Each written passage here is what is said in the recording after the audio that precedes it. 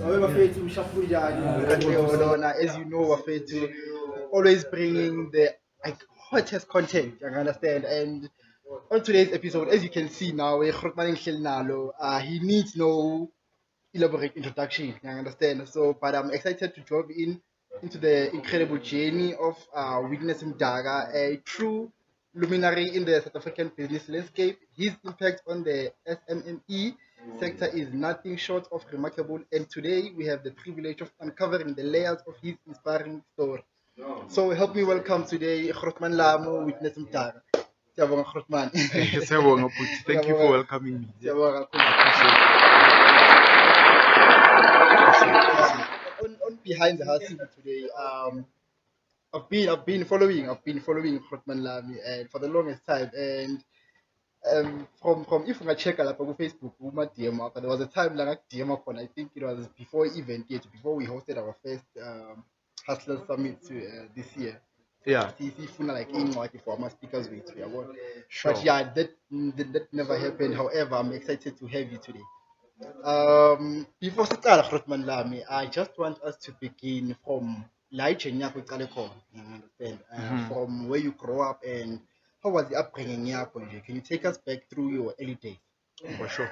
So thank you for welcoming me. Thank you. Ikamalami, Witness Mdaka. Sure. I heard you say I don't need an introduction. I feel like we all need an introduction, one way or another. Sure. So Ikamalami, Witness Mdaka. I was born in Kian, Sure.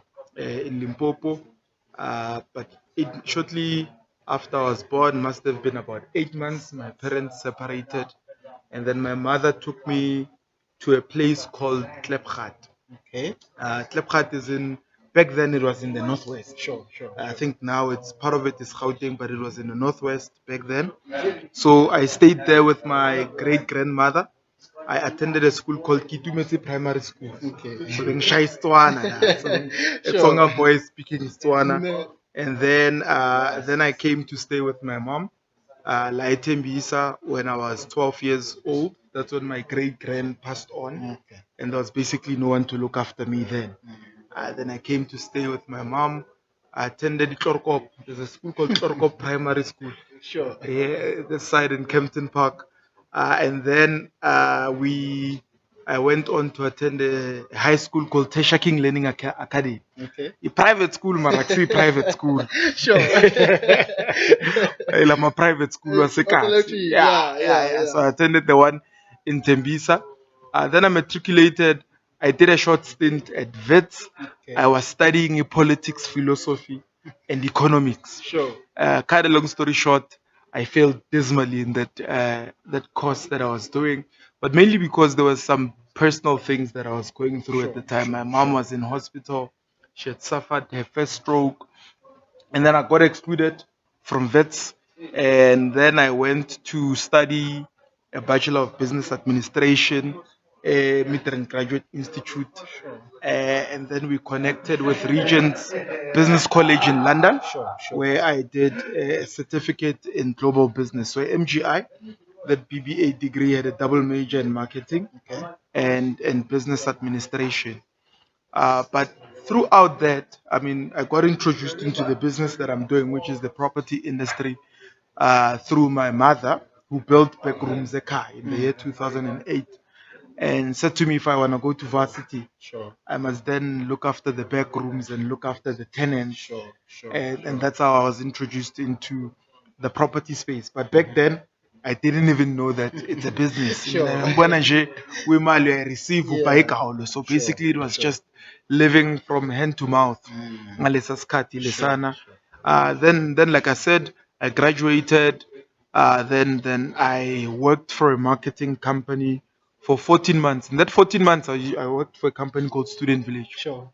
I mean, I was promoted 4 times, and some of those promotions I created them myself. So I started off as an intern in 2012. I worked there 2 weeks.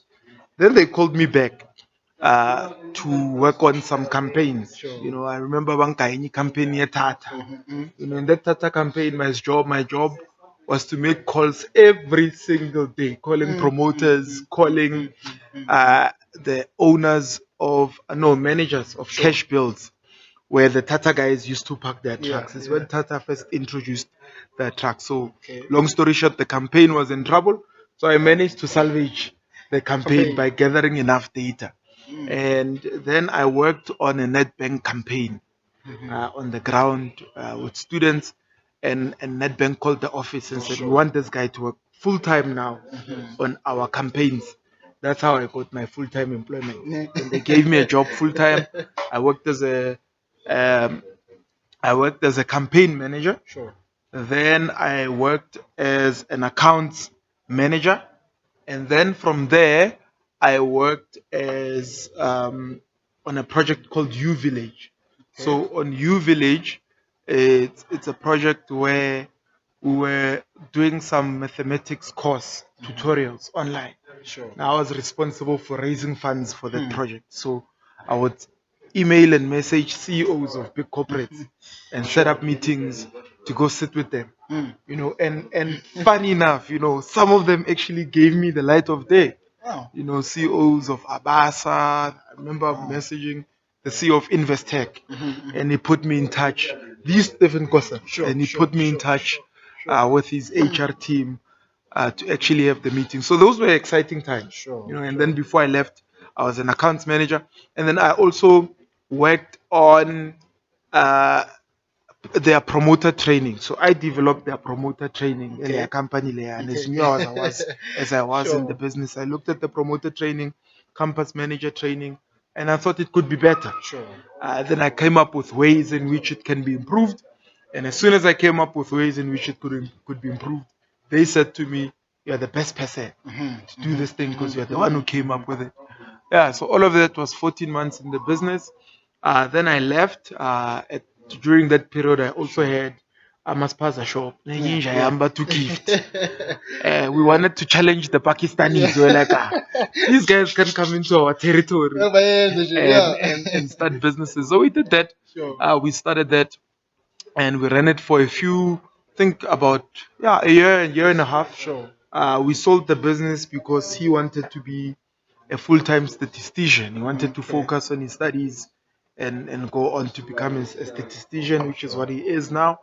And me, on the other hand, I that's when I had a conversation with myself and said, what is the business that I could do best in? Then I went into the construction business, building and developing houses. Then in that period, I upgraded and now studied further. I did a postgraduate diploma in project management so that I could use that in my construction business. And yeah, so we were retrofitting houses, building houses, developing houses for people, renovating houses. That's the space where I was, just putting together a team and managing the project. Then I realized that, but hang on, those rooms, whether I'm on site or not, I'm still getting paid there. The family still gets paid from it. It's not much, but we're getting paid. Then it sparked an idea to then start a property rental business full time. And then we started to develop units for rental purposes. So that's my journey in business, and that's how it started. Fast forward many years later, I've gone into different businesses, which some I won't be able to mention here. But I wrote a book. I should have brought a copy of the book. It's more than just man. It's a best-selling book. It's trending everywhere. I wrote the book in 2020, and at the time when I wrote the book, actually, I was writing posts on social media. It was lockdown, and I was just writing posts to inspire young people. To say with the fact that there's lockdown, the fact that people are losing jobs doesn't necessarily mean that it must be over with you and me. So this is some inspiration, sharing ideas, how I started, the things I used to do, the principles I apply in business, how I build relationships, how I get mentors, all of that. So I started to trend. 7 days after I started writing, I had I started off having 400 followers. To tell you the full story, I wrote it as an anniversary thing because I was married 5 years then. So I was writing my anniversary post, but I was also incorporating the ideas of business in them. And I started to trend. Then I realized hang on, I've got a lot of people now following me. I had 400 followers, now I had Sure. about 7,000. Then I said to my then wife and my friends that if this thing gets to 10,000 followers, I'm gonna write a book. Sure. And then I put it out there and said, guys, I'm going to write a book. Is there anyone who wants to pre-order? Yeah. 100 people pre-ordered. Then I was under pressure to write the book and finish it. And cut a long story short, I finished writing the book in 2 months. Yo. Mainly because obvious, it's lockdown, we're all home. Mali- There's nothing that Mali we. ngenise. Yeah, then I was pushing to just finish the book.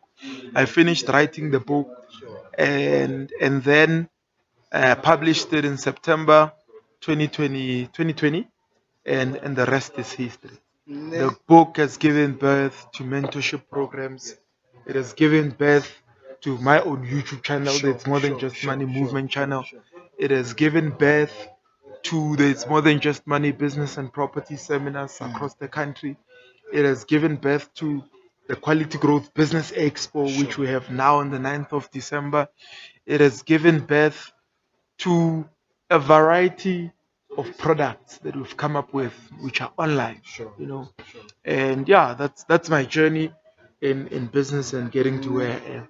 And it's from what you just mentioned, and it is evident ukuthi like it's like growing up, it's like always knew it's like life yakho is destined to be an entrepreneur. Yeah. Like escala like boy top boy or head boy like you boy lazy nje ukuthi akaziwa nje ukuthi Grootman witness usitana isikolo nje or bekubaziwa ukuthi you always nje in top of your class. You know what, ne? In primary school, Sure. primary. Sure. Yeah, sometimes I was on top. Yeah, Sometimes. Yeah. Then I came this side because remember the medium of communication Sure. this side was Histoire. Yeah. Then I went to an African speaking primary. Ziyankalela manje because Africans mina ngiyazi. So now we have to do this thing, first language, English, second language. Then from there, when I went to a Tesha King as well, English was the first language. And I'm not saying I was particularly struggling, Sure. but I was naughty, man. I was Yeah, not yeah. really.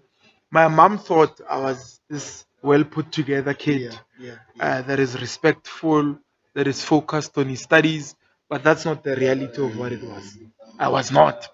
So you were focused endlini and this well put together endlini. Endlini. Nakhona, I was not really put together. Yeah. It's what you wanted to believe. Sure. You know, when parents look at you and they see the best in you. But I mean, in the days, we were naughty, man. Sure. We dabbled with guns, alcohol. I mean, I started drinking alcohol when I was 12. Sure. You know, and figure Tembisa mina when I was 11, turning 12. Schema machita. You wanna be part of the crew. Sure. And one of the guys, I won't mention his name, very naughty oak, who was 2 years older. Sure. And the others, because I was the youngest. The in youngest group, could be, yeah. a group in. They're like, we're buying a case. Yeah. Smin of Storm, Smin of Spins, telling us lezo zinto lezo. Yeah. Then, I mean, then it was like a journey of drinking till I was about 21 years old. Right? So even on the day we waited for our matric results, we're stuck in you.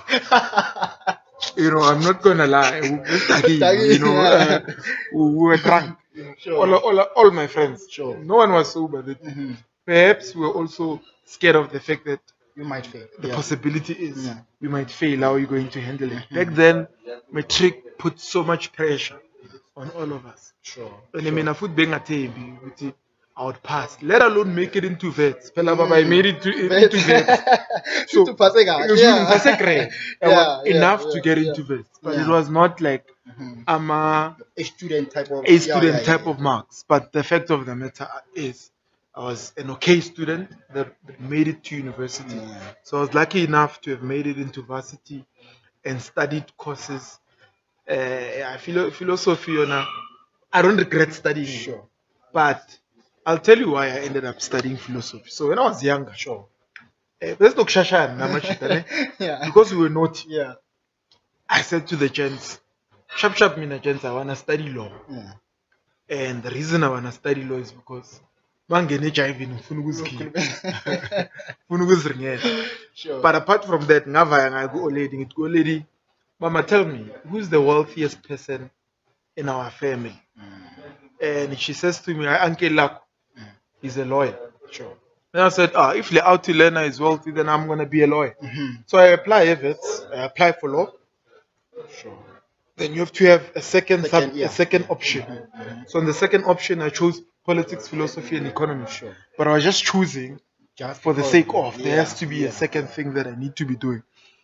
Be that as it may, they don't take me For for law. law, they take me for politics, philosophy, and economics. Then it becomes the thing that I studied in my first year. What was supposed to be my second year, I was doing first year, because in the first year I was upgrading on my marks. Okay. Right? I thought my marks were not good enough to get into vets. Sure. After upgrading, they said, no, your marks were good. You should have just applied.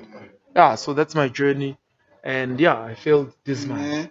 Yeah. And would you say ukuthi mama introducing you like to this property business was that pivotal moment in your life whereby it introduced the entrepreneurial spirit in you? Yeah. So yazi ileve yami ne has got a combination of ingredients. Sure. I wouldn't say it's the one thing that led me to that. Like magangai ole that look after these things. Number one, it wasn't mine. Yeah. Right? Yeah. So it's something that's there, but it doesn't belong to me. It belongs to her. Sure. Right? But she fell sick after handing over. Like I think a few weeks, literally, a few months after she built the back rooms, she had a stroke and she was hospitalized. Right? So which meant I had to now be the guy that takes responsibility for everything. Now I didn't even understand that this thing is a business, man. Sure. However, there was this uncle that stayed Emma Rumin, Lapendli, Uncle Rob. Sure. So Leah Grootman Leana calls me and said, young man, come here. So I go to him and he says to me, do you know what you have here? And I said, nah, what do you mean what I have here? These are rooms. I'm collecting money, I'm paying school fees, I'm buying food. Yeah. Uncle Rob says to me, you have here what we call sectional title. You must treat every room that you have as a title of its own. So if you go to apartments in Midrand or Kempton Park, Unit 1 is a sectional title number. Unit 2 is a sectional title number. Combined together, that entire thing is a sectional title scheme. So the same way ungaba nama-flat ayi-9 is the same way you have 6 flats here, a roomy flat. Treat it like that, think about it like that, and it's gonna be a business. Then Uncle Rob helped me get my first email address. So this is a guy that was now introducing me really to business. He says if you wanna be in business, you must have an email address. Helps me get an email address. I mean, the year is about 2008, 9. It's not now. Now it's normal to have an email address. Young Tol, how old are you now? I'm 25 now. You're 25, so yeah, when you were 15, 14, somewhere there. I was a primary. I Was was this a still in primary? grade 6, I think. Yeah, I was in grade 6. Sure. 2008, yeah. Yeah. So, I mean, at that time, I'm being introduced in Shaili email address. Then he introduces me to personal development. Sure. Because he used to take me to JCI meetings. JCI is an organization called Junior Chambers International, something like that. And the Grootman Meshale Romin, la Hlale o Rumi, khona. lang hlala khona, Eh, right? Yeah. But the Grootman Le was entrepreneurial. Hmm. And he used to register businesses for people. Then he says to me, Chief, let me register your business. Right? So that's one of the people that played a role in helping me become the person that I am. Now I looked at him as someone that's a mentor. I can say he's one of my first mentors. Sure. Because now, Mankele is a scale. I wanted to get good marks. Sure. Now at VETS I failed, remember? I was excluded, went to MGI, which became Pearson, now it's called Eduvos. Yeah. Now, I'm there now. But when I study, there's somebody who always says to me, can I see your report card? How did it go? Le Grootman Le now becomes the person I look forward to showing my results to. Yeah, what? And then that became me, the journey of me now becoming an A student. Now, for the first time since primary school, I'm slowly becoming an A student. Some of the friends I had, they were befriending me because being in so being Shama, I was an A plus student. Yeah, now. Some of the things, obviously, there were those where I was struggling. Sure. But even lecturers now were paying attention. Now I'll digress a bit. You know, when I got my first job, Sure. I didn't get it because ngavaya I apply. Yeah. It was lecturers from MGI that recommended me to that company and said, "We've got a student that's doing well, comes from a previously disadvantaged background. He's serious about his marks. In class, he focuses. We think this guy is the right person." Sure. That was my marketing lecturer, my business management lecturer, and my statistics lecturer that suggested we think for a nutritional internship. Sure.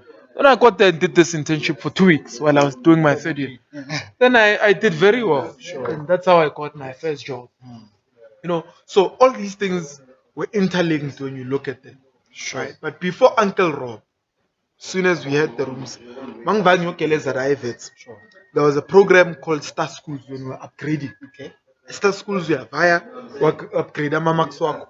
But ukeleza in a lecture room. You don't just study willy-nilly, right? Yeah. You study in the lecture room. Sure. So there were evening classes. Yeah. When the students are done by 5, we start classes around 5. Sure. Finish around 7, 8 o'clock. So Star Schools, a friend of mine from primary school, who gift. Sure. In Shayam. Shout out gift. Yeah, I Shayam. So who gift now all along until we finished primary. Sure. And then he went to a different high school. I went to Teshaki. Yeah. Now gift is now also upgrading. Because remember, he wants to be he wants to be a statistician. So gift is in this program as well. And then we meet again. Sure. Then he becomes the guy. He had a car then. If he didn't use his car, I think he was using his family cars. Access. Sure. Yeah. Access. So gift is Vasonke. Then gift and another friend of ours, Tulani, and I think it's another guy called Seb. Sure. If I'm not mistaken, there was 4 of us. I said Shasha and I'm like, are we gonna be entrepreneurs? Yeah. We set up a company called The 4. The 4. Four guys. Yeah, the 4 guys. The 4 recycling and cleaning. Yeah. That was our first company that we registered. Sure. We registered the 4. How much is the bail out on me and gift? Salasi 2. And then we did do that business. Sure. We set up a plant at my grandmother's house, Alexander. It's Pulama Podle. Yeah. We set up a plant in Tembisa where there were skip bins. Okay. I don't know if you remember back in the day when a family was breaking bottles for recycling. Yeah. There would be this bin that console glass brings to them. Yeah, I'm cool. Yeah. Cool. Big ones. Cool. Yeah. So when it's full, they take it, then they pay you. Bring another container. Yeah. Then they bring another one. Yeah. So I used to wake up 4 o'clock, man, go to taverns and to go collect bottles. So when people are done grooving in the morning, When are you there? I'm there collecting. Sure. Collecting. You know, this one time I remember this vividly. I met this other lady on the road because my mom was in hospital. Sure. I don't know what that lady thought. Sure. So when she saw me, like I'm a sack. You know, I've got sacks full of bottles. Yeah. And in my mind, I'm hustling. You know, she looked at me and she said, Shem. Ati Shem. Because I thought in my mind she's thinking he's struggling. Yeah. But the fact of the matter is, that was me being trained in the era of entrepreneurship to say, if you want something, how much are you willing to go get it? I mean, people see me now and say, I witness Mdaka everywhere, going around doing tours. Hey, Baba, I put in the work and nobody saw the work that was being done in the background. You know, and cut a long story short, my grandmother was also helping us. Breaking the bottles, selling them, and her younger sister, and they were in the business, basically. You know, and yeah, we ran that business, Gift and I. Then we transitioned. Hey, mina no gift.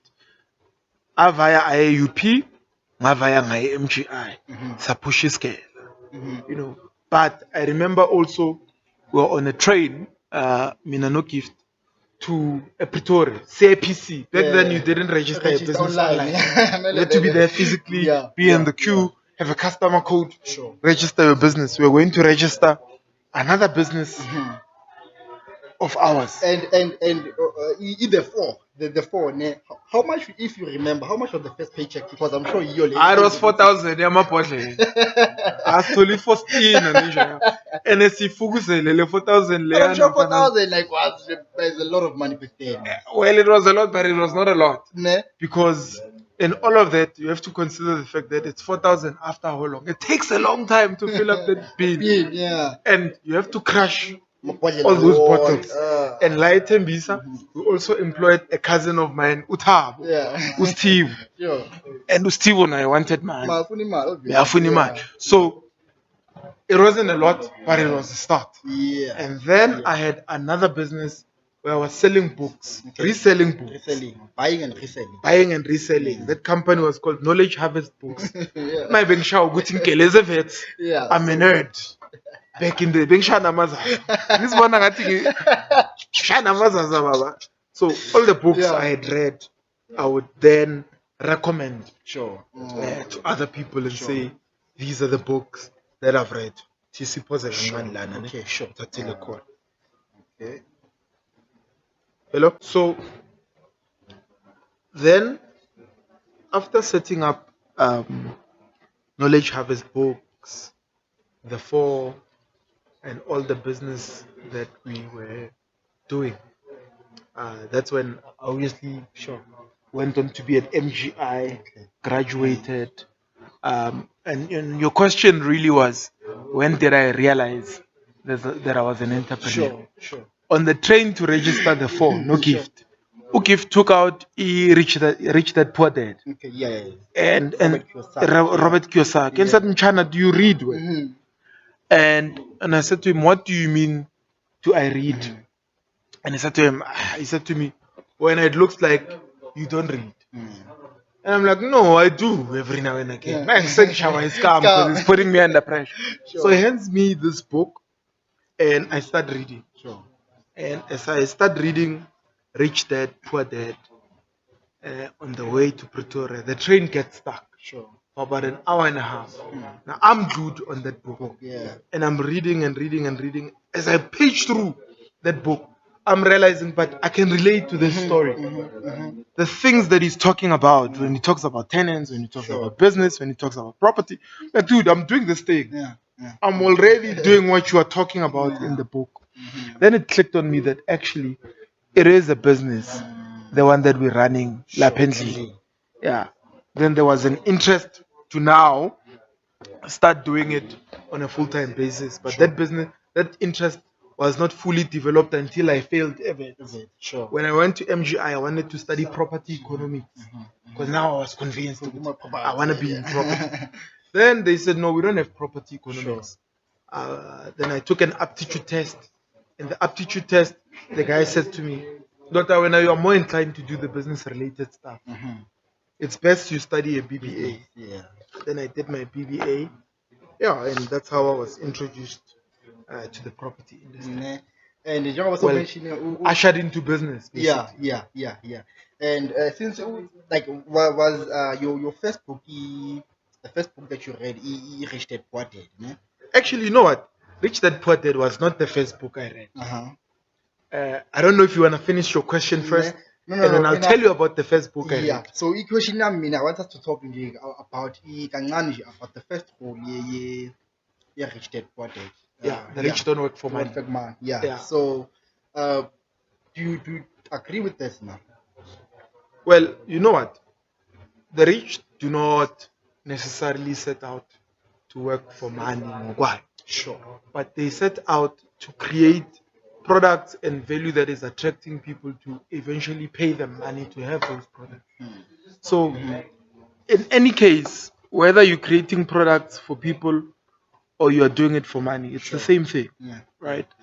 Because really, what you're working for is the freedom, and money creates that freedom. So, in any case, you've got to get your hands on money, whether you like it or not. If you're working for freedom, freedom only comes because you've got the cash flow and the money that's required, right?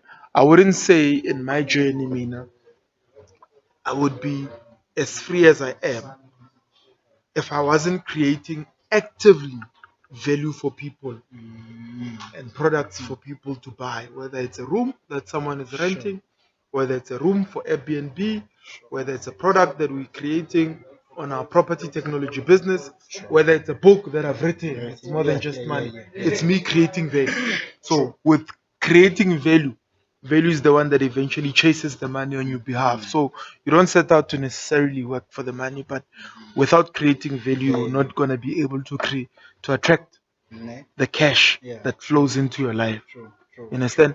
So the first book that I read, remember we are in the township, young boy. I walk into my mother's bedroom and there's a book there. Funny enough, the authors of that book are the ones who helped me publish my book many years later. I started a company called Rich Publishers.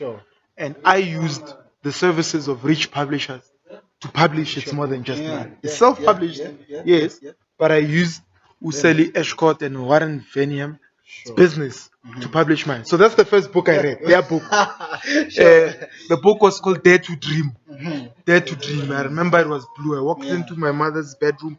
And finally, these things is like you cannot connect the dots backwards, right? Walk into my mother's bedroom.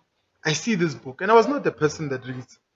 And I started reading the book, and it taught me a lot about manifestation. It taught me a lot about having a vision board. And it gave me this principle that says, do something every day that you're uncomfortable doing to build your confidence. I took it directly from the book, and I was 18, 19 years old. And that's where I started my journey of personal development. Then they had another book which was called Unleash Your Full Potential. That Unleash Your Full Potential as well was more in the line of personal development. So I connected a lot with the book. And then I started to read the Bible for some odd reason. Because I found it in my mother's bedroom. But I was reading Proverbs because every other scripture was scaring me. All those rules and principles, I found them scaring me. But Proverbs, I leaned more towards it. Trust in God, lean not on your own understanding. The borrower is servant to the lender. All those principles. Don't sleep with anyone's wife. You're reading all these things and they're building up your confidence. They're building up your capacity to now think. Because now they're placing you in spaces where you're thinking not only as a young 18-year-old, but you're also thinking as somebody that is now being groomed into a leader one day. So yeah, that's how my journey started. No, Mina, from what you've been mentioning, umama kakhulu, like My mom, and first uthole incwadi Dare to Dream Yes. in a room. You read the Bible in a room. It seems like umama like now we're gonna entrepreneurial spirit in here because it seems like everything she's like she paved the way. She's like she paved the way in Jebu journey. Would you say like she played a huge role in where you are today? Sure. No. That's a very good question. So, Alexander, Sure. because I didn't mention the part where I grew up at Alexander. Yeah. Alexander, I was with my grandmother. Sure. Yeah? And so I said Lepgat, Sure. Alexander Tembisa. Tembisa, I had yeah. forgotten Yeah. Alexander in that link. So I grew up with my great grandmother. Okay. Bekathengisa ama-ice Okay. back then. Five now it's Lawa i-five-bob, uyabona lawa ebisi lawa ya, plastic. bekabhayisa wona. Food back then was like 20 cents or Yeah. something. So obviously because she was older, I was the one who was responsible Sure. for selling those. When people come to buy, I would be there, they would buy, I would take the money, safeguard the money. Sure. And she was selling cold drinks as well. Sure. Right? So my great grandmother as well. She was not like a full-on entrepreneur, glorified, but she was selling something. Selling something. So there was the idea and the culture around it. And bekapetsha nomchayina. Yes. And sometimes nami bebanokungifaka lapha ngipetshe ngibambe ngithi "Yo, ngipetshe nge-5 ngithola 12 rand." Yeah. And leyo mali bekangayo. Utawupetshile mfana ayithathe imali yakho. Yeah. Buy whatever you want. Yeah. So that was training when I think about it. Then Alex, my grandmother used to have a shebeen. Sure. Bayibiza kwamamshangana. Yeah. Ngithi yabona umtsonga. Umtsonga vele, so So yeah. kwamamshangana bekabhayisa amabhiya. Yeah. And she used to sell cold drinks as well, beers. And And then she used to have a car that you park on the streets, sell fruits and vegetables. Sure. So my grandmother was somebody who was constantly selling something. So that was a part of the journey that I was in, and I was seeing that as as a way of life, that you gotta be selling something if you want to either have money or have some sort of income or increase in your life, right? 100%. Then out of that, my mother, right? Sure. She was raised by my grandmother. Sure. Now, check out something. My grandmother doesn't know how to read or write, right? But she took my mother to school, who was a nurse. Yeah. But umkhafelengani, money that she made from selling, right? And then later on, my mother discovers in 2008 for her to end up building the back rooms. She discovers that she overpaid her house by 150,000 rands at the time. I don't know whether my mother was overpaying. I think she was overpaying on her bond. So she overpaid by 150K. Bank contacts her, agents for the. Fine enough, they even came to the house. The people who came to the house to say, are you aware of this? That your bond is literally just finished. You can't pay me. And she wasn't aware. Then she took the money and built the back rooms. That's how she built the back rooms, a car, right? And did she know that she was doing something entrepreneurial? I don't think she knew. At the time, I think she just wanted to survive. Sure. And did she knew that she was grooming me into the person that I am today? I don't think she knew. I think it just happened by, I don't even want to say it's luck or chance, but it's something that happened because it was part of my journey. I don't think she intentionally knew what she was doing. But all those parts of my life were then pivotal to making me the person that I am today. I don't think I would have been the person that I am today, writing books, going on tours internationally. So, had I not been exposed to the stuff that I was exposed in, Ne? Yo, but man, like each and yako, yo, I more than you could like it has ungasho ukuthi like because the one ukuthi umama was not intentional about it. Yeah.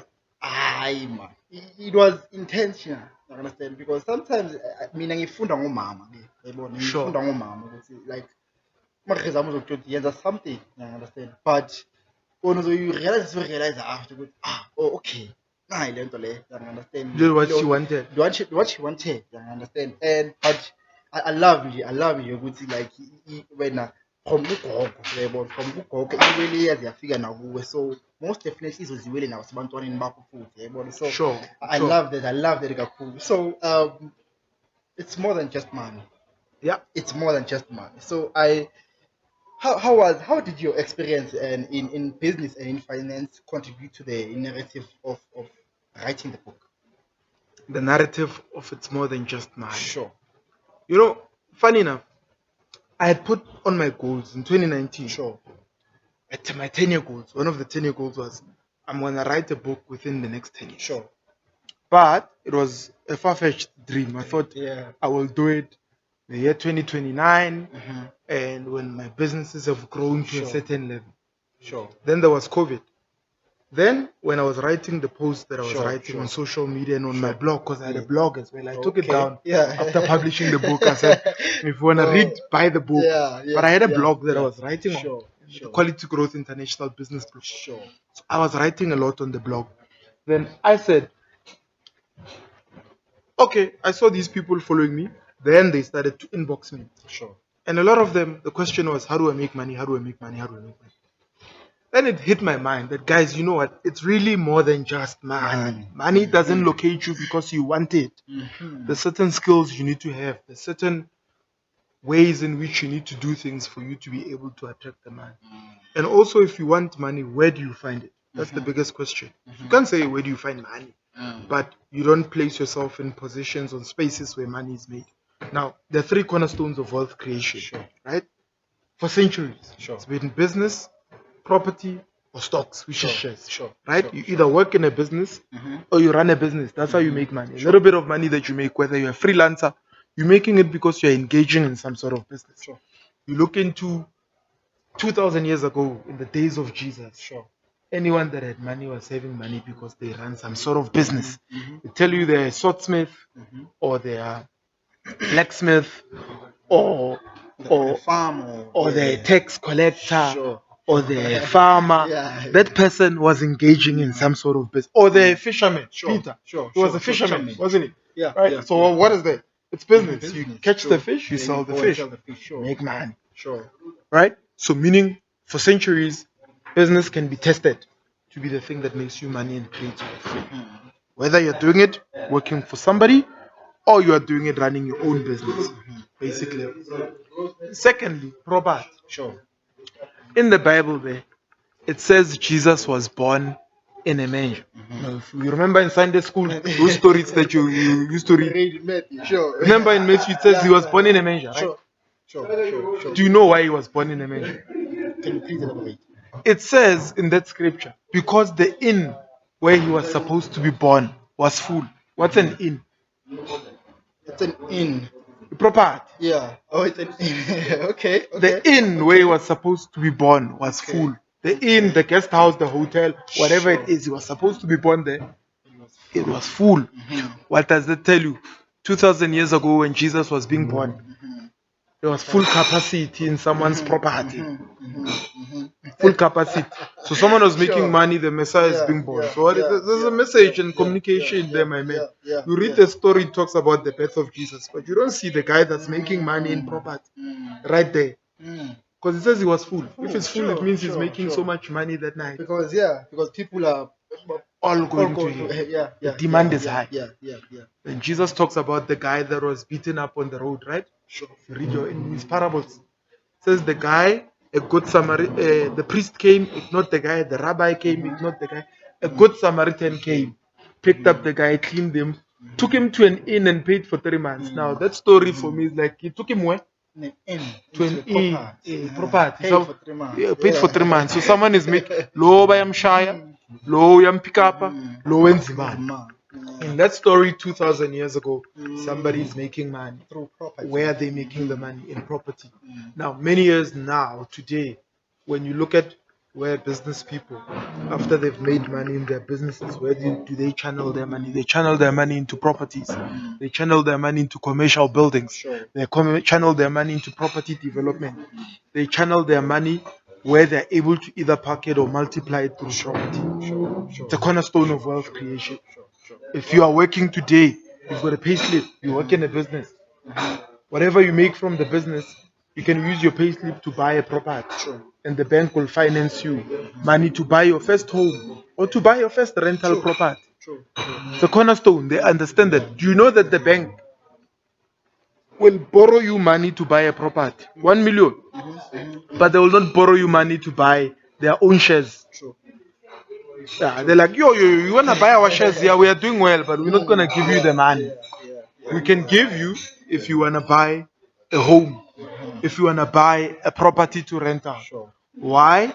It's a secure investment that they believe that they can find the property exactly where it is, even if they come back 20 years later.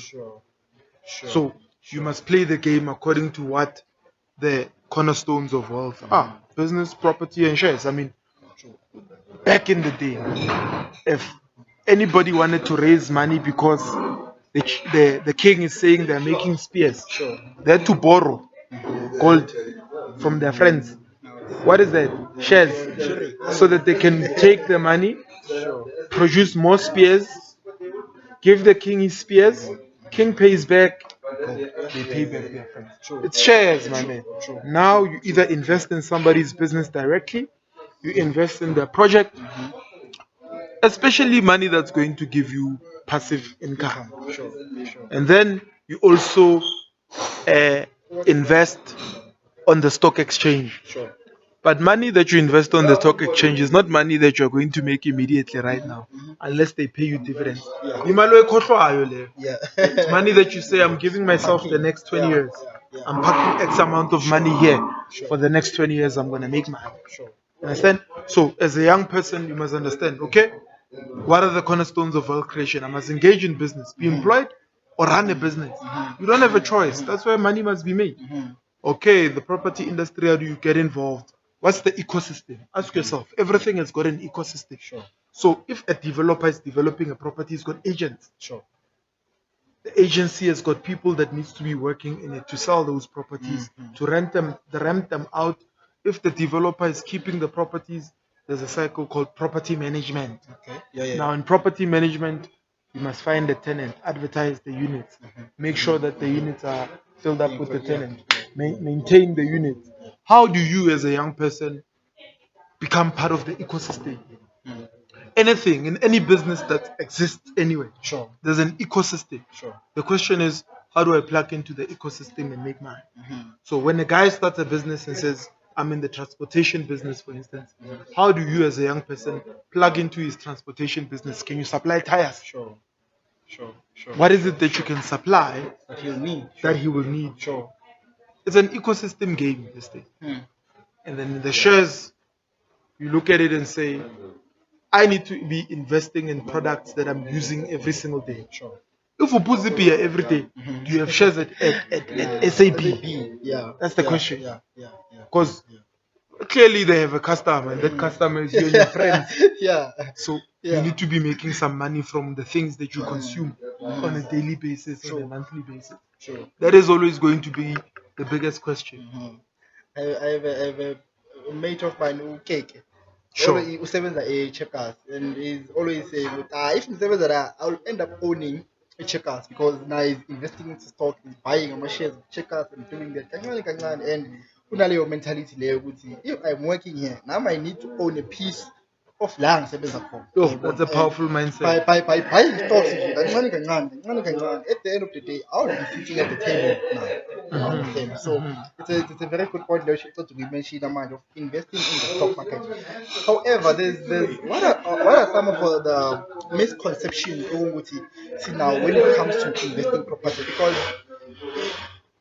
in the past, like maybe a couple of years, maybe in the last decade, investing has been a trend. You understand? If we're not investing in property, if we're not investing in the stocks, if we're not investing in business, Sure. what are some of the misconceptions is now Tina, that we don't know, especially when it comes to property investing? Yeah. The first misconception is that it's gonna make you rich. My man, if property made anyone rich, Yeah. okay, there are people who become rich in it. I'm not saying Sure. you can't be, Sure. but it's not automatic. Your mom owns the property. My mom owned the property. Sure. Millions of people own properties in Yeah, SA. sure. They're not rich, all of them. Sure. So it's not the property that makes you rich. It's what you do with the property that makes you rich. Property ownership is not automatic wealth. Your ability to apply your thinking and use that property to make money. Sure. That's what makes you money. That's what makes you a millionaire, right?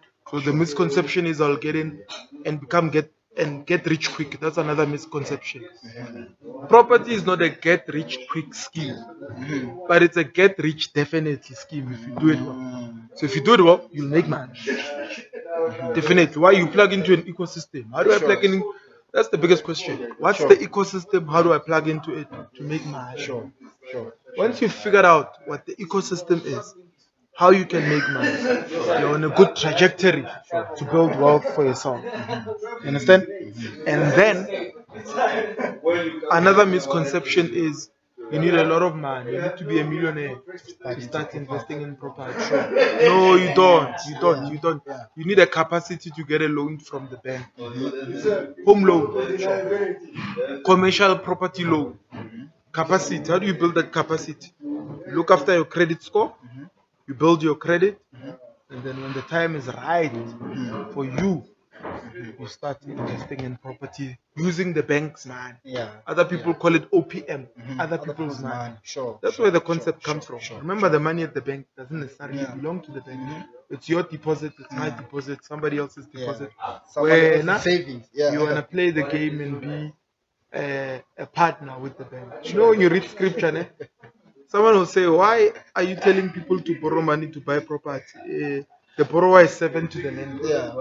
The borrower is servant to the lender, according to scripture. Sure. Now, when you go and borrow money from the bank Sure. to buy a property, Sure. right?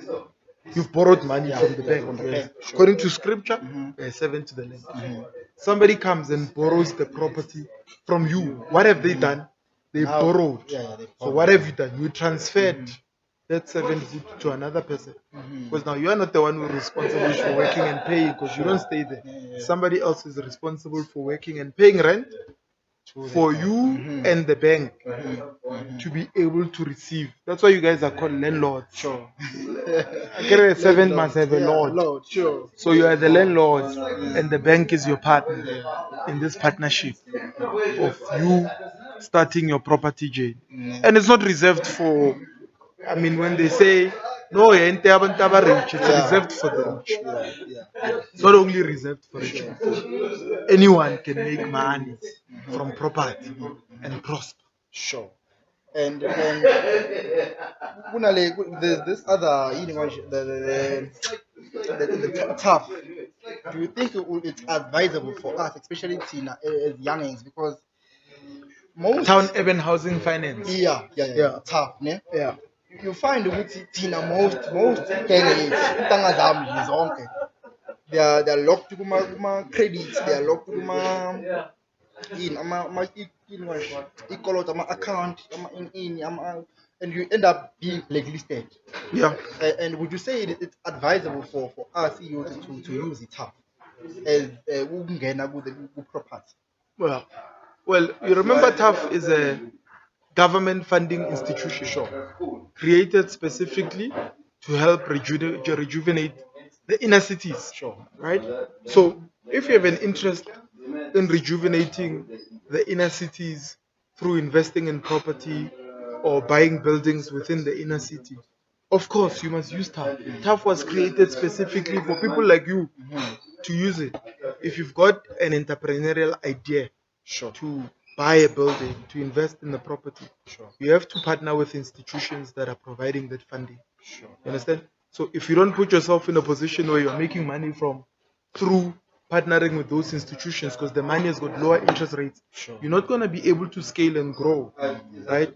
So it's important for you then to say, how do I make money, and how do I partner with institutions like TAF? How do I partner with institutions like the National Housing Finance Corporation? How do I partner with the Land Bank? How do I partner with Rural Development Bank? How do I partner with the Agricultural Bank? Because all those things, they exist for what? They exist so that you and I can take advantage of them and use them. Siyekele into ukuthi ama-opportunity akho. The question ukuthi, how are we using those opportunities, and how are we positioning ourselves for those opportunities? It's a long game. It's a long-term game, this game. China is not a 5-year game. You look at it and say, in the next 20 years, how am I positioning myself to make money? How am I positioning myself to be a key player in this thing? How much are you learning about that thing? What is it that you've learned in these past couple of years? Could it be that you have not accumulated enough knowledge for you to now to start playing a role in the industry? And vele, if you have not accumulated knowledge, you can't play in any space anyway.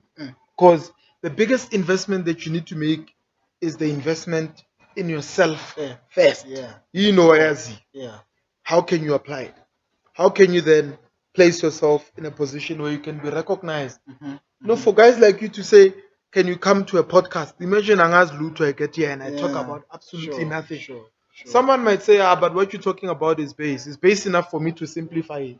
Not everybody can simplify. I can simplify it because I understand. So the question is, what is it that you can get into and understand and simplify and play a role in the industry? So word of the day, invest in yourself. Word of the day, accumulate knowledge and look at life from a long-term perspective. The 20-year game, this thing. Yo, ngiyazibuza ukuthi ukuhlala nje phambi kwakho, what do we do? Kumele siyenzeni ukuze sizothola kwi-space sakho? Because definitely I can learn a lot, like I can learn a lot nje. Mangathiwa nje ngispenda nje almost nje langa nawe nje, like hamba nje, ngiyakuthola uhambe nje nawe, get into the meetings, you sit, like I'm sure I can learn a lot. Mara ke during Okay. Diving into e-process, our audience is always fascinated by the behind of the scene book creation. Could you walk us through the challenges and triumphs of your authoring journey, from choosing the right publishing company Sure. to tackling creative blogs? Yeah. What were some of the pivotal moments in bringing it more than just money into life? Yeah, I think the biggest thing was writing every day. Hmm. Yeah, because I was writing posts every day. Every day. Phela mina Yeah. bengishaye post ne, and the post le ngiyibheke Sure. ngithi hayi chapter le. I'm recreating this thing. I'm writing Mhm. a full chapter Mhm. for the book. Sure. It took me 2 months. Hmm. So I was writing a chapter a day. There's 60 chapters in Sure. my book, 60 concepts. Yeah, so yeah, Understand? content, yeah. So the reason I say 2 months. So anything I'd put out on social media, I would say this is a chapter in the book. So every single day, you must take advantage of moments of inspiration. If you say to me, I must write the book in 2 months now, I don't think I'll be able to do it. It's a big project. Some people take 6 years. Sure. Some people 10. take 2 years. Yeah, Some yeah, take yeah, 10 years. yeah. So for me, I just think I was just in a moment of inspiration and I recognized it. And I seized the opportunity. In the book there's a chapter. It says the opportunity of a lifetime must be seized in the lifetime of that opportunity. So that's a quote Yeah. by a reverend called a revivalist called Reverend Leonard Ravenhill. The opportunity of a lifetime must be seized in the lifetime of that opportunity. What does that mean? Opportunity is like a window, Mamchana. It opens and it closes at night. If you don't come in, you're not going to be able to get in at night. Your youth is an opportunity. You're going to be 25 forever. No. Sooner or later, you'll be 50. Sure. The things that you can do now as a youth, if you don't work consistently and build this podcast, so that by the time you're 30, you have hundreds and hundreds of thousands of subscribers, whereby you have income coming from left, right, and center, sponsors, because you've built this thing. Sure. That opportunity to be 25 is not going to come again. In 5 years' time, you'll be 30. Now you're not building it as a 25-year-old Yeah. anymore. Sure. You're building it as a 30-year-old. So take advantage, Mchan. Build as much as you can. When you don't have money, you've got time. Yeah. And You health. use Time time and health. Yeah. to pay for the things that you don't have money to pay for. So, what is it going to take for you to build this podcast? If you don't have the time, if you don't have the money right now, you've got the time. You're sitting here, you're giving out time, Sure. putting in the time. You're going to sit down, you're going to edit. What are you doing? You're giving time. Sure. Sooner or later, whatever you give yourself back to Sure. will give itself back to you. There's a guy called Tudor Bismarck. He says that whatever you give yourself back to will give itself back to you. So give yourself to things that have got potential to give themselves back to you so that you can scale your life. That's why I say it's more than just money. It's more than just Mangayinakisisa ayidingi imali le nto ukuthi uya. Dinga wena qobo lwakho. What's your mindset? What's your ability to stick it out when it gets tough? Money is not gonna stick it out for you. You must stick it out for yourself when it gets tough. And I'm sure masikubhekile lapha social media, we see this superhero gcoke vele isuti, you understand? And mawufika endlini, you are no longer this superhero. Who is your own superhero? My Who superhero. do you look up to? I look- Because thina nathi sikubona as a superhero. I-superhero yakho, you understand? Yeah. Who is your own superhero? I look up to my grandmother. Ne? I look up to my grandmother. When I look at her journey, she's not necessarily the wealthiest person on earth, but she's the person who understands how to start something and finish it. Yeah, what? I mean, that's all I need. Whatever I start, have I got capacity to finish it? It's one thing, my man, to start anything. Everybody can start something. Sure. Everybody can start a podcast. Yeah. Are you willing to stick it out when Yeah, it gets tough? Yeah. That's the question. Yeah. Anybody can start a business. Anybody can talk. Are they willing to put in the work? So I see her as my superhero. And another superhero of mine is Jesus. When you look at the principles of Jesus in the Bible, you realize that it's a mindset, this thing. It's a mindset, you understand. True. And the question is, how much do you understand it? And for some reason, I don't necessarily regard myself as anyone's superhero. Mina ngizibona njengiyipipe. As a pipe, a Yeah. conduit that Connect. I'm connecting, I'm taking knowledge from one space to the next space. Whatever I've learned from others, whatever I've learned from the Bible, whatever I've learned from books, whatever I've learned from my parents, whatever I've learned, even if it's from God Himself, I'm transferring it to other people. So I'm a conduit. Yeah. I'm not the source. Yeah. The universe is the source. Sure. It's the source. True. Hello? Yeah. Nah. So for me, it boils down to that. Are you going to, in the Bible, it says to whom much is given, much will be expected. Sure. Well, it's a principle, Lentole. To whom much is given, much will be expected. It means when you've got more resources, what are you doing with the resources to build more? Yeah. Because yeah. Yeah, because there's a guy somewhere who's got less resources than you.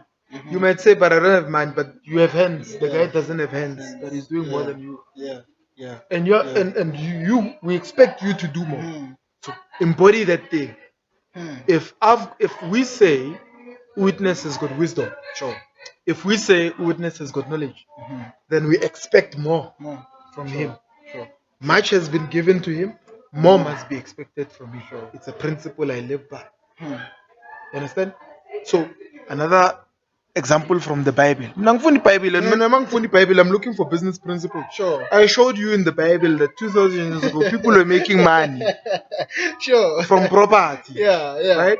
Yeah. So it says, who amongst you intending to build a house will not sit down and calculate the cost to see if when he has started building the house, he will be able to finish it. It's in the scripture. It calculate the cost. Yeah. You want to do something, what is it going to cost you? Yeah. What does it cost to start a business? What does it cost to build a relationship? What does it cost to be in a pot? It cost me something to be here. For you, it might be like, I'll out and Chachang City. I mean, I could be somewhere in another meeting making money, but I'm sitting here. Calls are coming in. You understand? I could be somewhere doing something. So, being here is a cost to me. True. So, I calculated before I took the interview. It's going to cost me something. What is it going to cost me? Will I be able to recover what it's costing me? If I'm starting a business, how much is it going to cost me? Sometimes a business can even cost you a marriage if you're married. Can cost you your family. Can cost you your entire income. Are you willing to go through it? And he says, so that once you have started building and the building is not finishing, people don't pass and mock you and say, he wanted to build a house, he didn't finish it. The business principle is there. Calculate the cost. And then in the same breath, he says, which king wanting to go into battle with another king does not first sit down and calculate whether his army of 1,000 soldiers will be able to go against him who come against him with 10,000 soldiers. Meaning, if you're gonna go up against the guy who's coming against you with 10,000 resources and you've only got 1,000, what is going to be your strategy? What is your cost?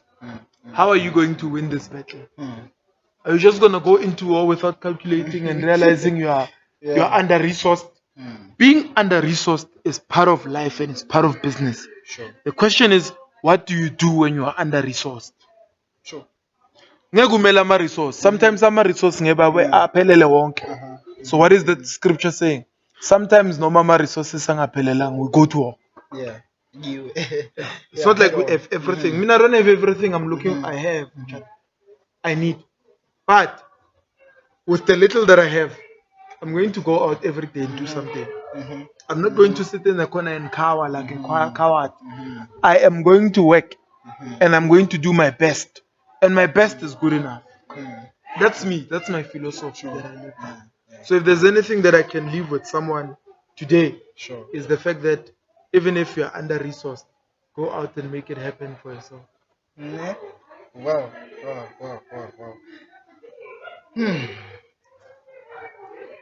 And journey yakho, in all your journey, Fortman Lama, what has been the most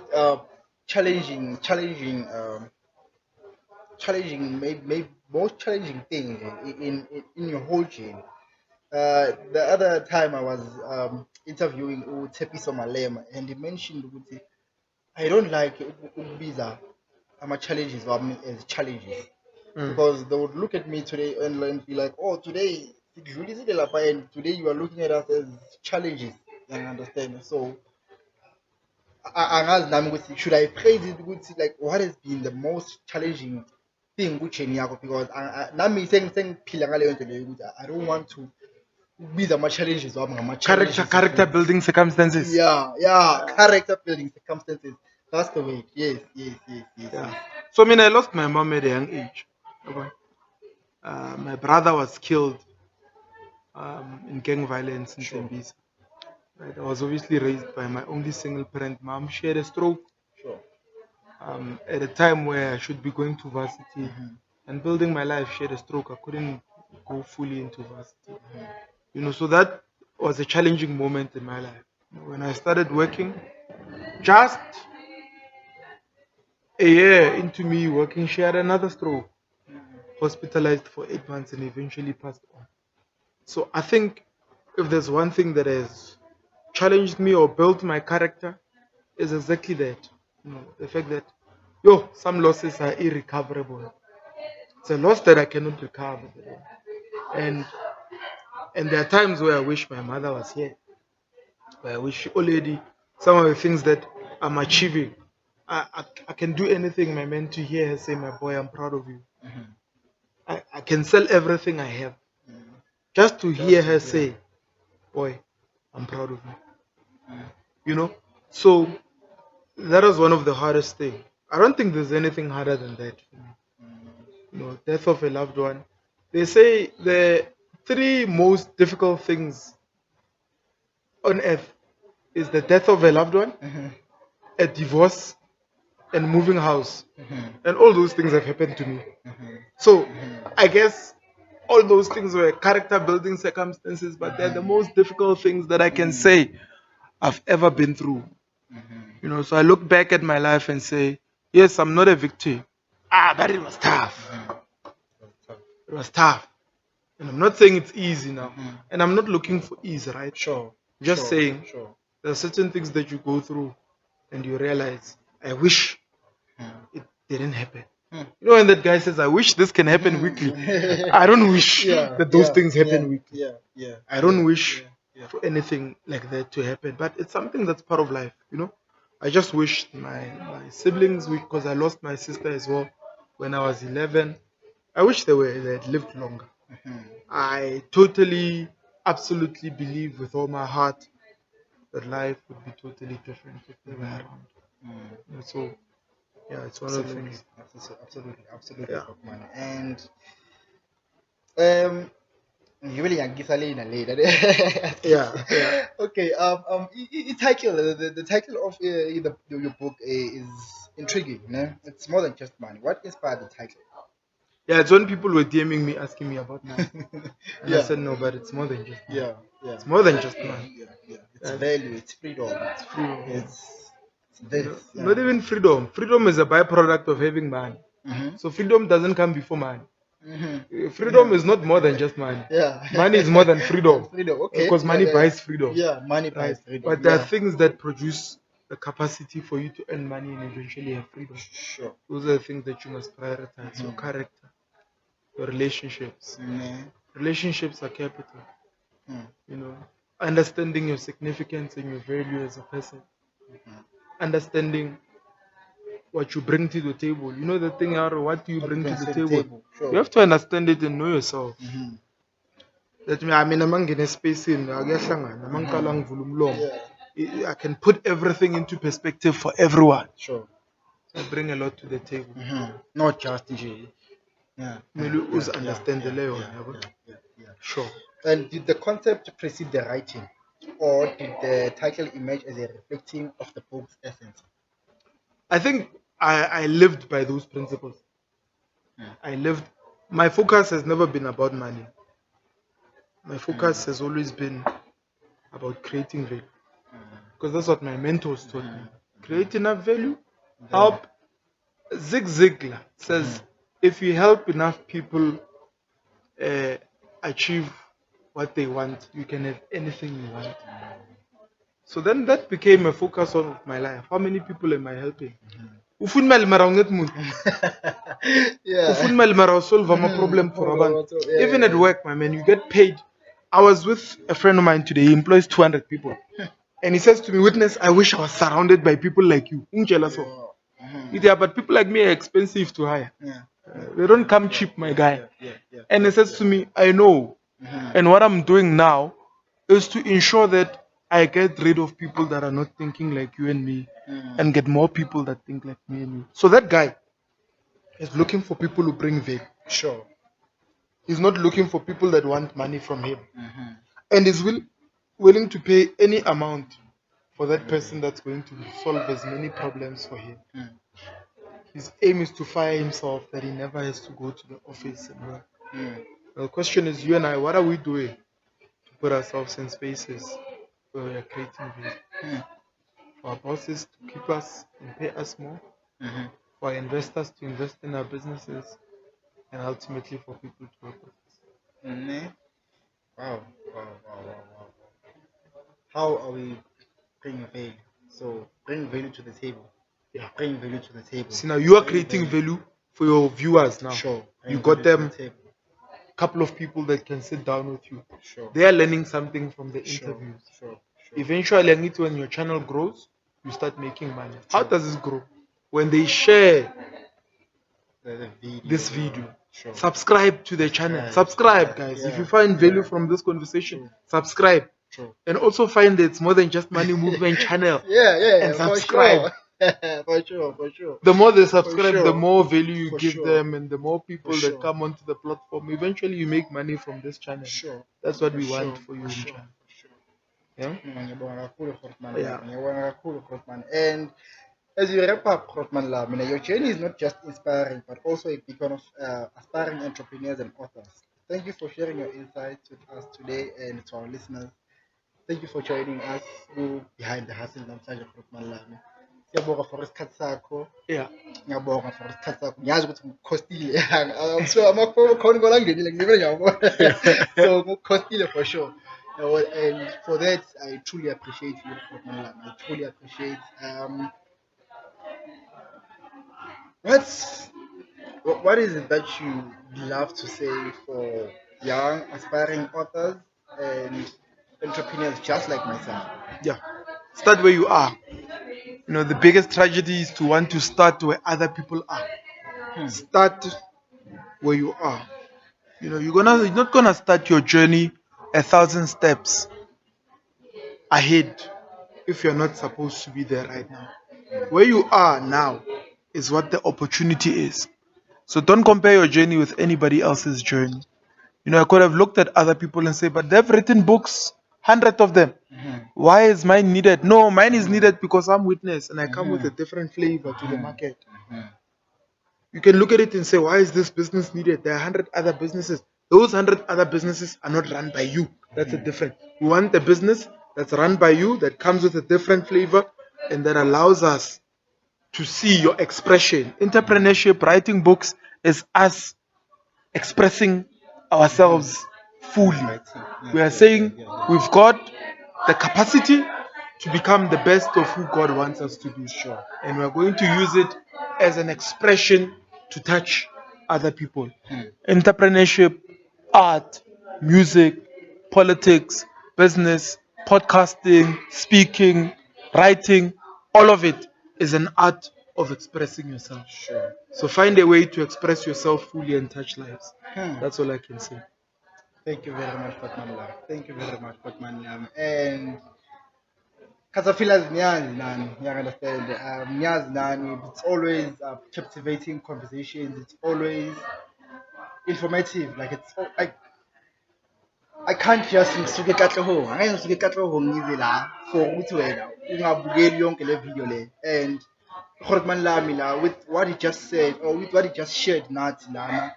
And when I don't use what he's used. Now starting on from today, I'm definitely going to use some of principles akhuluma ngawo ngiwa-implement elifini yami.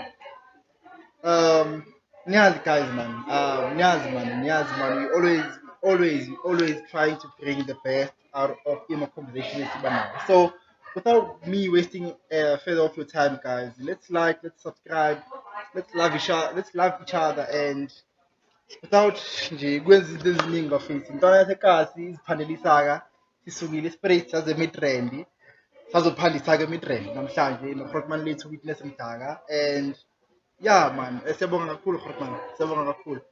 Bonga mina Puti. Siyabonga Thank you kakhulu. so much. Ne? Appreciate it. All the best on your journey. Nah, sweet bafethu, love and light. Away. Away. Sweet. Awesome. I hope you got everything. We stop you later.